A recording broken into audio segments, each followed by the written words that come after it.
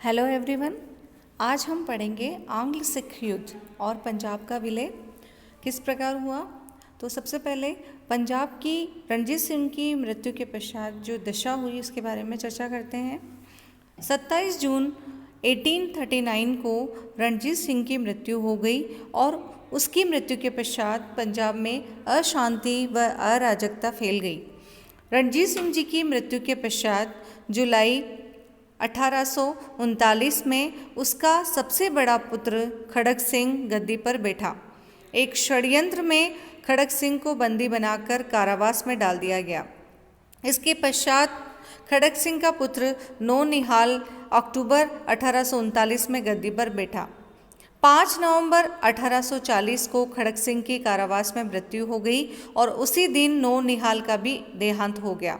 इसके पश्चात शेर सिंह गद्दी पर बैठा, परंतु 1845 में शेर सिंह और ध्यान सिंह की भी मृत्यु हो गई, हत्या कर दी गई। अंत में 1845 में रणजीत सिंह के अल्पवयस्क पुत्र दिलीप सिंह को लाहौर की गद्दी पर बिठाया गया और उसकी माता जिंदल कौर को उसकी संरक्षिका तथा लाल सिंह को प्रधानमंत्री बनाया गया। इस प्रकार पंजाब में फैली हुई अव्यवस्था और अराजकता का लाभ उठाकर अंग्रेजों ने पंजाब पर अपना आधिपत्य स्थापित करने का निश्चय किया। प्रथम सिख युद्ध के कारण 1845 से 1846 पंजाब में अशांति एवं अराजकता। 1839 में रणजीत सिंह की मृत्यु हो गई और पंजाब में अशांति और अराजकता फैल गई। रणजीत सिंह के उत्तराधिकारियों में सत्ता प्राप्ति के लिए भारी रक्तपात हुआ। इसके फलस्वरूप लाहौर दरबार षड्यंत्रों का केंद्र बन गया। शेर सिंह, ध्यान सिंह, हीरा सिंह, जवाहर सिंह आदि को अपने प्राणों से हाथ धोने पड़े। अतः अंग्रेजों ने पंजाब में फैली हुई अशांति व अव्यवस्था का लाभ उठाकर अपना प्रभुत्व स्थापित करने का निश्चय किया। अंग्रेजों की पंजाब को घेरने की नीति, अंग्रेजी कंपनी पंजाब पर अपना आधिपत्य स्थापित करने के लिए कटिबद्ध थी। लॉर्ड एलनबरो ने भारत आते ही सतलज सीमा पर सैनिक तैयारी प्रारंभ कर दी थी और जून 1842 में उसने 15,000 सैनिकों को सरहिंद पर नियुक्त कर दिया। अंग्रेजों ने पंजाब को घेरने की नीति अपनाई और 1843 को सिंध को ब्रिटिश साम्राज्य में सम्मिलित कर लिया। इससे सिखों और अंग्रेजों में मनमुटाव बढ़ गया। अंग्रेजों की सैनिक तैयारियां। अंग्रेजों ने पंजाब पर आधिपत्य करने के लिए सैनिक तैयारी शुरू कर दी। उन्होंने सैनिक नावों का एक बेड़ा तैयार कर लिया और 1845 में फिरोजपुर भेज दिया।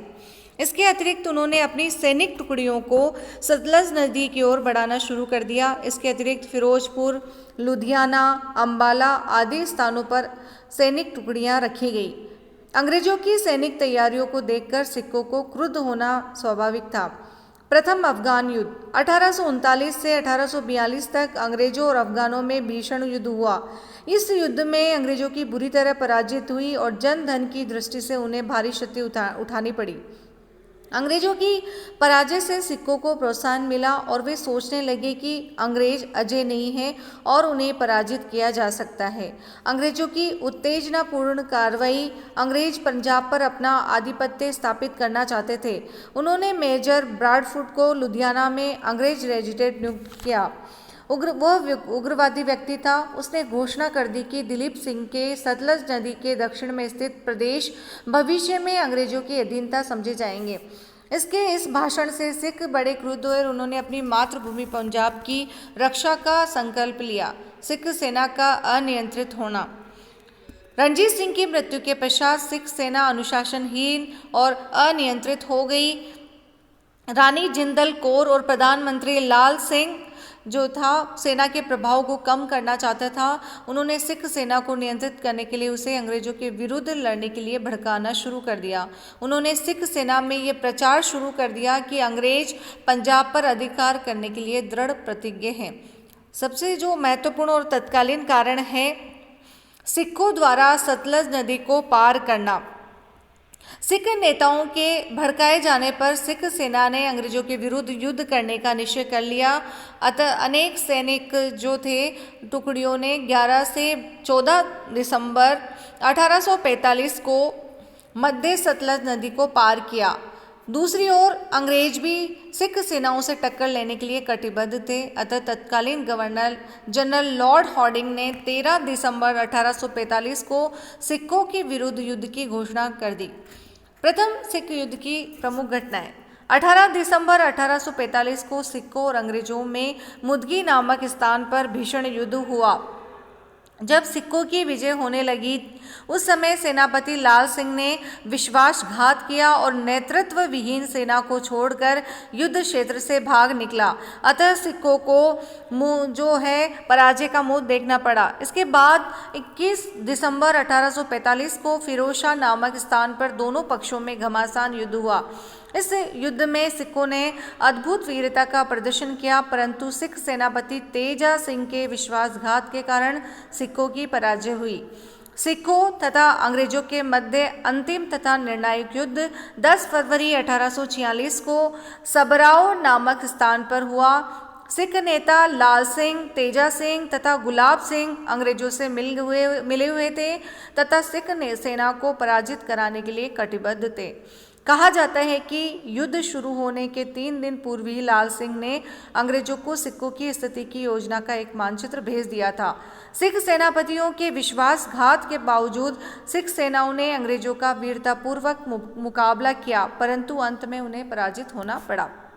इस युद्ध में सिखों को भारी क्षति उठानी पड़ी। उनके काफ़ी सारे सैनिक भी मारे गए और अंग्रेजों ने सबराव की विजय के पश्चात 20 फरवरी 1846 को लाहौर पर अधिकार कर लिया। 9 मार्च 1846 को अंग्रेजों और सिखों के बीच में एक संधि हो गई, जिसे लाहौर की संधि कहा जाता है। लाहौर की संधि 9 मार्च 1846 की प्रमुख घटना जो शर्तें थी, महाराजा दिलीप सिंह ने सतलज नदी के दक्षिण में स्थित सभी प्रदेशों पर अपने दावे त्याग दिए। उसने व्यास तथा सतलज नदियों के बीच स्थित दोआब के सभी प्रदेश और दुर्ग अंग्रेजों को सौंप दिए। क्षतिपूर्ति के रूप में सिखों ने अंग्रेजों को 1.5 करोड़ रुपए दिए। सिख सेना की संख्या केवल 12,000 घुड़सवार तथा 20,000 पैदल सैनिक कर दिए गए। दिलीप सिंह को महाराजा स्वीकार कर लिया गया। उसकी माता रानी जिंदल कौर और उसकी संरक्षिका और सरदार लाल सिंह को उनका प्रधानमंत्री बनाया गया। दिसंबर 1846 ईस्वी तक अंग्रेजी सेना लाहौर में रहेगी। इसके अतिरिक्त एक अंग्रेज रेजिडेंट सर हेनरी लॉरेंस को लाहौर दरबार में रखने का निश्चय किया गया। पूरक संधि के रूप में जो है भेरोवाल की संधि की गई। पूरक संधि के रूप में भेरोवाल की संधि 16 दिसंबर 1846। लाहौर संधि के अनुसार जो कश्मीर था गुलाब सिंह को बेच दिया गया, जबकि सिखों को यह पसंद नहीं था, इसलिए मंत्री लाल सिंह ने कश्मीर में विद्रोह करा दिया। यद्यपि विद्रोह का दमन कर दिया गया, परंतु अंग्रेजों ने महाराजा दिलीप सिंह को बाध्य किया कि वे लाल सिंह को मंत्री पद से पृथक करें और नवीन संधि करें। इसलिए 16 दिसंबर 1846 को लाहौर दरबार और अंग्रेजों के बीच में भेरोवाल की संधि हुई, जिसके अनुसार सिख राज्य की शासन व्यवस्था के संचालन के लिए अंग्रेज रेजिडेंट की अध्यक्षता में सिख सरदारों की परिषद निर्मित हो गई। यह व्यवस्था 1854 तक अर्थात दिलीप सिंह के वयस्क होने तक के लिए की गई। रानी जिंदन की संरक्षण व्यवस्था को समाप्त कर दिया गया।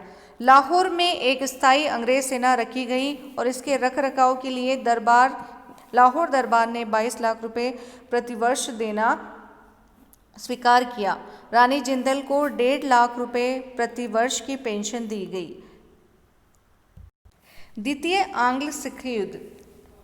लॉर्ड डलहौजी के समय में 1848 से 49 में अंग्रेजों और सिखों के मध्य द्वितीय युद्ध शुरू हो गया। इसके निम्नलिखित कारण थे। प्रथम सिख युद्ध की पराजय का बदला लेना। सिख सैनिक प्रथम सिख युद्ध के पराजय से बड़े दुखी थे।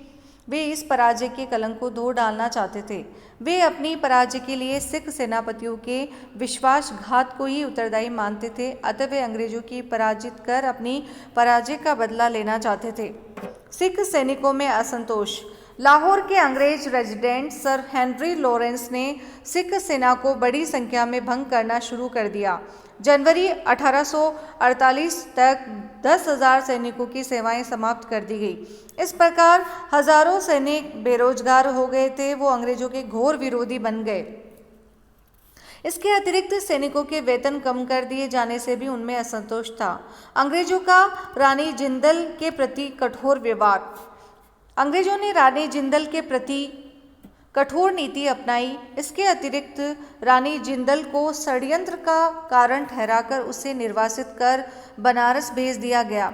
उनकी पेंशन 1.5 लाख रुपए से घटाकर केवल 12,000 रुपये वार्षिक कर दी गई।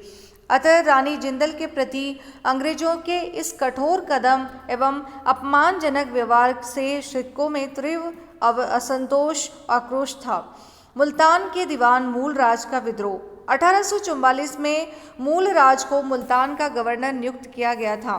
अंग्रेजों के अन्यायपूर्ण व्यवहार से दुखी होकर मूलराज ने 1848 ईस्वी में त्यागपत्र दे दिया। अंग्रेजों ने उसके स्थान पर सरदार काहन सिंह को मुल्तान का गवर्नर नियुक्त कर दिया। उसकी सहायता के लिए 500 सैनिकों सहित 2 अंग्रेज अधिकारी एग्न्यू तथा एंडरसन भेजे गए।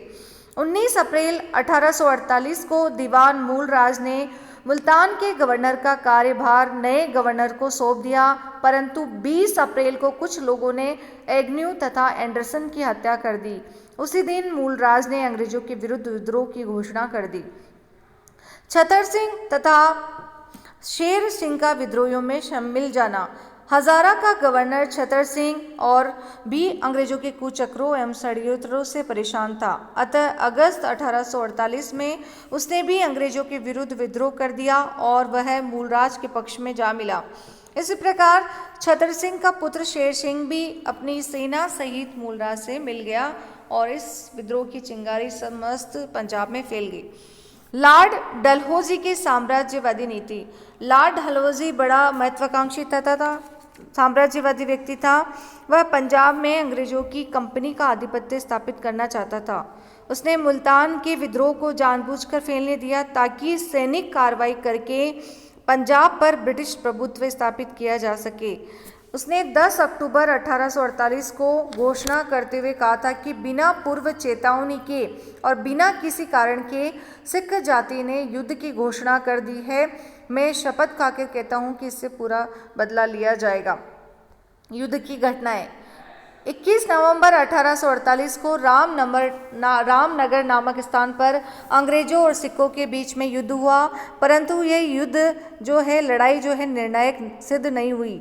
इसके पश्चात 13 जनवरी 1849 को चिनियानवाला नामक स्थान पर दोनों पक्षों में युद्ध हुआ, जिसमें दोनों पक्षों को काफ़ी हानि उठानी पड़ी। फिर भी कोई निर्णायक युद्ध नहीं हो सका। दूसरी ओर दीवान मूलराज को 22 जनवरी 1849 को अंग्रेजों के सामने आत्मसमर्पण करना पड़ा। मुल्तान की विजय से अंग्रेजों का मनोबल बढ़ गया। इसके पश्चात दोनों सेनाओं के मध्य 21 फरवरी 1849 को चिनाब नदी के किनारे स्थित गुजरात के स्थान पर एक भयंकर युद्ध हुआ। 3 घंटे गोलाबारी के पश्चात सिखों को नस्त मस्तक होना पड़ा। इस प्रकार इस युद्ध में अंग्रेजों की निर्णायक विजय हुई और 13 मार्च 1849 को सिखों ने आत्मसमर्पण कर दिया। द्वितीय सिख युद्ध हुआ था, उसके परिणाम इस युद्ध के परिणाम स्वरूप पंजाब को 29 मार्च 1849 को ब्रिटिश साम्राज्य में मिला लिया गया। दिलीप सिंह को 50,000 पाउंड की पेंशन देकर इंग्लैंड भेज दिया गया, जहां उसने ईसाई धर्म अपना लिया। उससे प्रसिद्ध कोहिनूर हीरा भी छीन लिया गया और उसे इंग्लैंड की महारानी विक्टोरिया को सौंप दिया गया। दिलीप सिंह ने पंजाब में अपने सभी अधिकारों, उपाधियों तथा दासों का त्याग कर दिया। दीवान मूलराज पर मुकदमा चलाया गया और उसे आजीवन कारावास का दंड देकर काले पानी भेज दिया गया। खालसा सेना को भंग कर दिया गया और विभिन्न सिख सरदारों की जमीनें उनसे छीन ली गई। इस प्रकार 29 मार्च 1849 को पंजाब का विलय कर डलहौजी ने घोषणा की और पंजाब को एक अंग्रेजी साम्राज्य का महत्वपूर्ण अंग बना दिया गया। उसका संचालन करने के लिए 3 अंग्रेज कमिश्नरों की एक समिति बना दी गई। नमस्कार।